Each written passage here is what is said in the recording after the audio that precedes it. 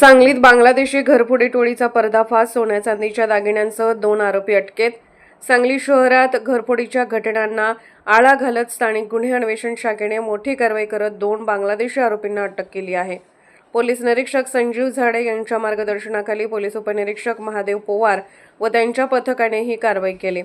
गोपनीय माहितीच्या आधारे 17 मार्च 2026 रोजी झुलेलाल मंदिर ते वुडलँड हॉटेल रोड परिसरात सापळा रचण्यात आला।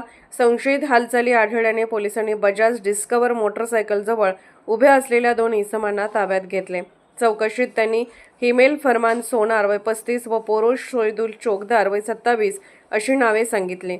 दोघेही बांगलादेशातील रहिवासी असून भारतात राहण्यासाठी कोणताही कायदेशीर परवाना नसल्याचे समोर आले। पंचांसमक्ष झडती घेतली असता आरोपींकडून सोन्या चांदीचे दागिने, रोख रक्कम, मोबाईल आणि बांगलादेशी ओळखपत्र जप्त करण्यात आले। तसेच त्यांच्या ताब्यातील सॅकमध्ये मोठ्या प्रमाणात चांदीचे दागिने मिळून आले। पोलिसांच्या चौकशीत त्यांनी सांगलीतील सिव्हिल हॉस्पिटल परिसर, संजयनगर, तासगाव आणि पलूस येथील बंद घरे फोडून चोरी केल्याची कबुली दिली। तपासात या आरोपीवर यापूर्वीही घरफोडीचे गुन्हे दाखल असल्याचे निष्पन्न झाले।